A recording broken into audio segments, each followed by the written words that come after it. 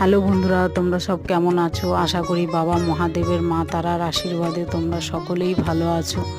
তো চলো, ফলাহারিণী অমাবস্যায় মা তারার পুজো করেছি আমি। তো পুজো করার সময় আমি ভিডিও করতে পারিনি, কেন এক হাতে ফোন ধরে ভিডিও করা সম্ভব নয়। তাই মাকে কিভাবে সব কিছু অর্পণ করলাম, মায়ের কিভাবে আরতি করলাম, সেটা আমি তোমাদেরকে দেখাতে পারলাম না।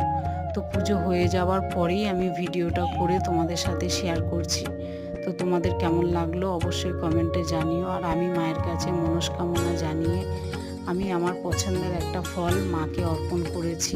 তো এই একটা ফল আমি একটা বছরের জন্য তুলে রেখে দেবো, খাবো না। আর কালকে দেখো, যেহেতু সোমবার ছিল, বাবা মহাদেবের বার ছিল, তো বাবা মহাদেবেরও পুজো করেছি। তো ভিডিওটা তোমাদের কেমন লাগলো অবশ্যই জানিও, আর তোমাদের ভালোবাসা দিও আর আমার পাশে থেকো।